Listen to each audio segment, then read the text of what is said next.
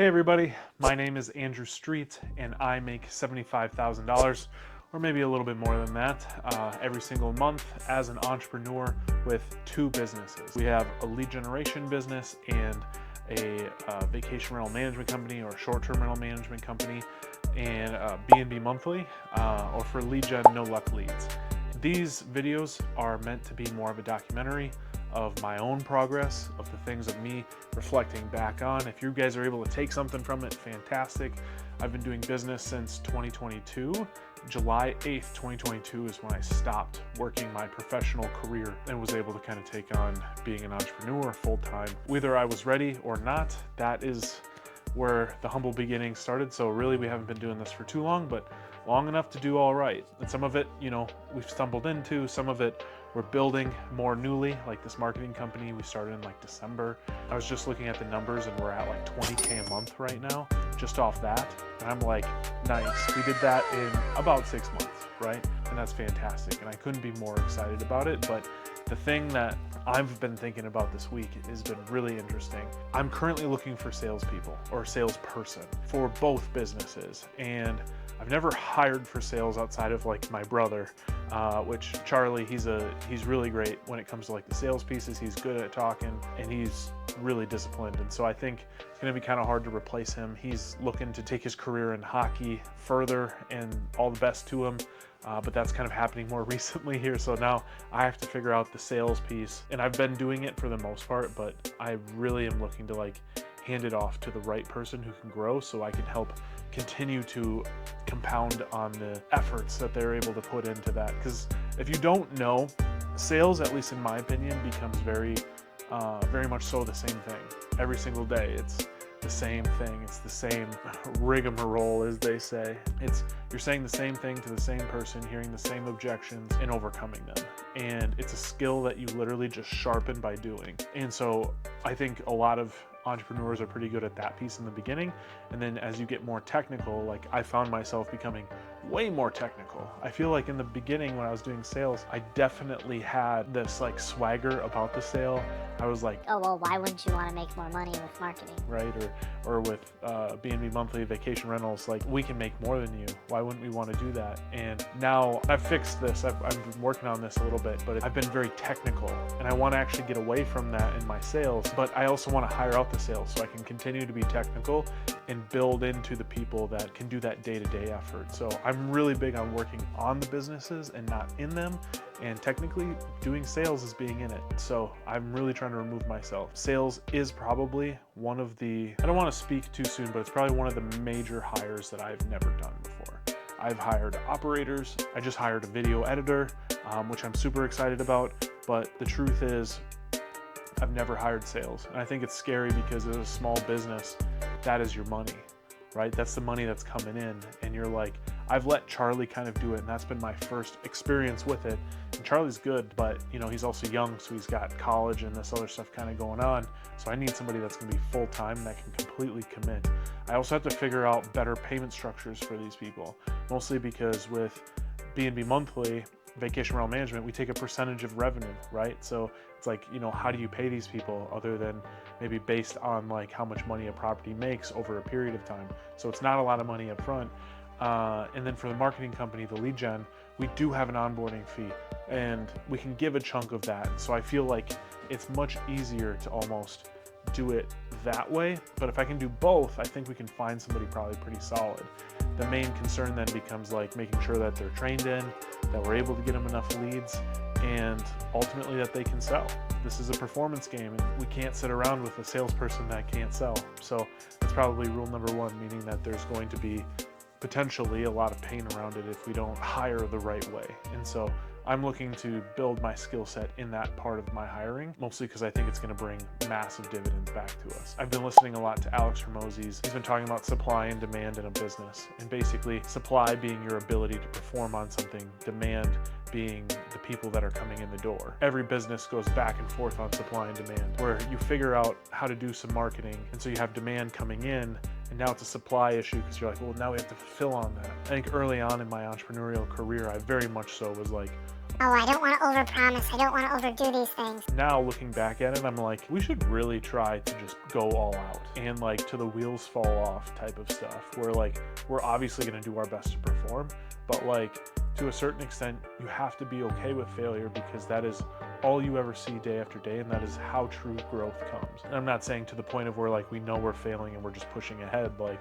I think to any extent when you do marketing, like you can have a bit of a leaky bucket for a time. Leaky bucket being basically your service isn't good and you're losing clients, but you're gaining more than you're losing, so it's okay. And most businesses, they come around to that it can be an eventuality, and just know that. But when it comes down to the supply side, I actually think that's way harder to solve because there's so many more components that come into it. Like when we're talking about marketing, you can literally just pay. You can pay for that. When it comes to supply, you can pay to get better operators, but it's a much different number that you're paying for here. And there's a lot more trust, and it takes time. It's not like you're just paying with money, you're paying with time, and it's crazy. And it's funny because B&B Monthly is having right now more of the demand issue because we had turned off the marketing. So we're gonna fix that with our marketing company.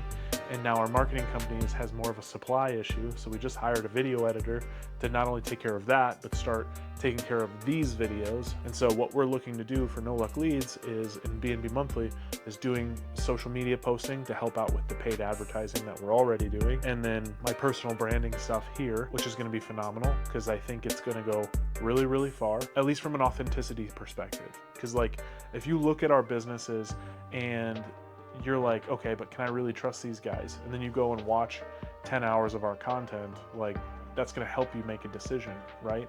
And so like, you just want more time with those people. And so our entire goal here is how do we bring authenticity, how do we bring marketing, and how do we bring excellence?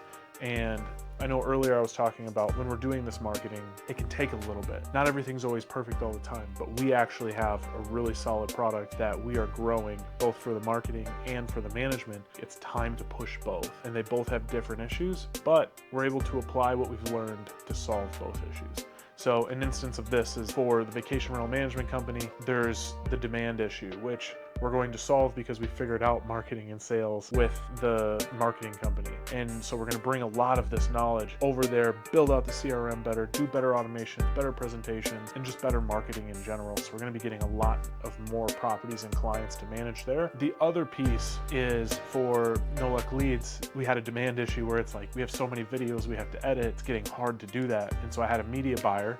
And so he started kind of reaching his max, and then we hired this video editor, and it's been phenomenal. It's phenomenal that I can already remove myself from more of those pieces. Anytime you start a business in general, you're starting from scratch. You're self-employed. You don't have other people that you've hired yet, nor do you most likely have that skill. I know I didn't have that skill, at least right away, but I figured it out because I am a bit of a lazy entrepreneur in the way of where I'm like, how can I figure out how to not do the work myself and like put myself into areas where maybe I can just review the work, or I can keep an eye over the quality that is happening. And then you create processes and systems. And so we talked about how No Luck Leads is going to be able to help B&B Monthly with its marketing. Well, B&B Monthly is going to be able to help No Luck Leads with its infrastructure and systems and processes because it's been around for a lot shorter. So we've been able to get away with less in terms of systems. If we want to get to the $1 million in the next 6 months per year, so like I think right now we're at 20K per month there for the marketing company.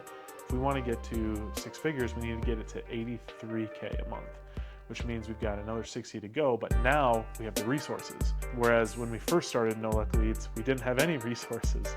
And that's kind of the bottleneck that we run into ourselves. And so we're constantly supply, demand, and that's why that matters. And that's why I wanted to speak to it, because I've just been hearing Alex talking more about this with these businesses. And I just remember early on for sure, I was like, yep, I want to be careful of how many clients we take on because we're going to hit supply constraints. It was risk to me at the time, but it's not risk looking back on it. Right now ourselves, like as a new business, I mean, we probably spend at least $3,000-$4,000 just on our paid ads that we're doing, let alone other expenses we have in the business. So maybe that gives you guys some idea that like when people say 20K, that it's not actually all 20K. There's expenses.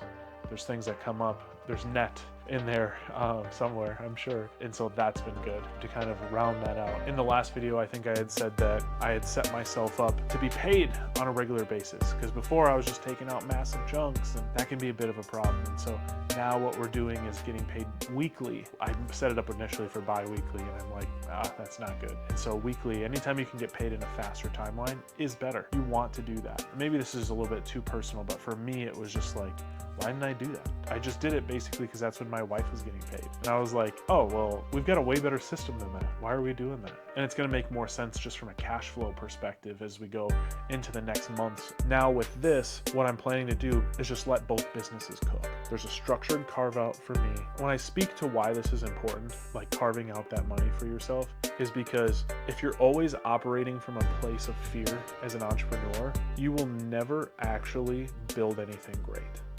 And so the first thing you have to do is carve out how much you make out of the business. Because when you first get started, you might be like, yep, all of this is mine, it's just me, whatever. And that's okay for a season or 2 or 3, and maybe in my circumstance. But then you have to start thinking about the business reserve. You have to start thinking about taxes. You have to start thinking about who you're gonna hire to fulfill on this.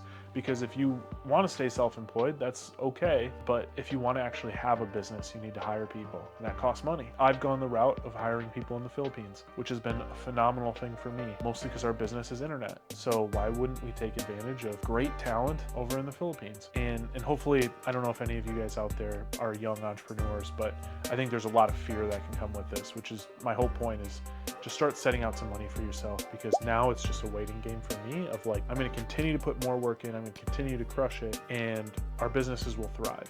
They will now have more money to put into the marketing, to all these pieces to grow, and they'll naturally grow under tension. Every single day, I consistently put effort in and work at it, and they continue to grow. Where else could we go but up, right? That's something that I think would have been super helpful, and I would have told my quote unquote younger self, it really wasn't that long ago, than that advice I would have given myself. And at the same time, like, you have to think about things. Tammy, my wife, is in PA school. She wasn't even working. So we kind of had to do whatever you do.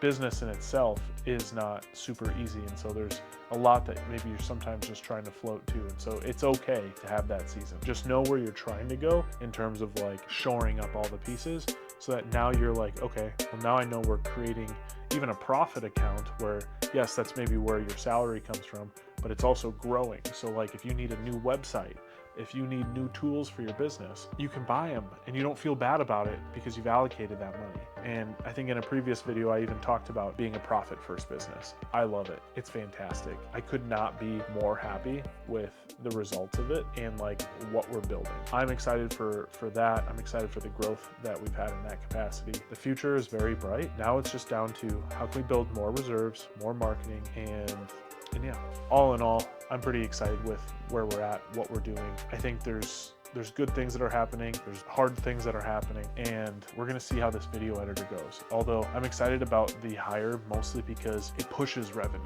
ultimately. Yes, I'm gonna be able to have my own social media taken care of and the business's social media and stuff, but like that authenticity pushes our businesses forward. Hopefully we see a boost in revenue as a result of it. That's how I'd like to think about it. Each person that we have on our team is an investment. And so it's very different from the vacation rentals, but for the vacation rental, I've got a lot of work to do on just marketing. I got to build out a new website, which if you guys haven't seen lovable.com, it's awesome. AI to builder, it's fantastic. It'll help you along the entire way. Technology's here. Basically, the fantastic thing about what's happening is that I'm not a programmer or anything like that. I can figure stuff out. The tools are allowing you to just kind of do what you want based on text prompts. And that's exactly where I like to be. And so it's becoming very useful for me. And hopefully it can be for you guys. I would highly suggest, if you don't already, talking to ChatGPT, creating your own custom GPTs. If you guys listen to My First Million, I've just been listening to all the cool things that are going on there and all the businesses that are coming. And honestly, from my perspective also, AI is not going to take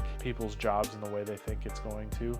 I think it's just people are going to learn how to use it. AI is not so great that it can do without the human element, but together, man, it compounds time and effort and just makes things go a lot further. Not too long ago, I was talking to my wife about this, but John Deere basically developed the metal for this plow that pulled up the dirt. And back in the day, they used to have issues because the dirt would be moist and it would hold on to the metal. And so they would have to do all this work to just push it down the field, and it just wouldn't go through very nicely.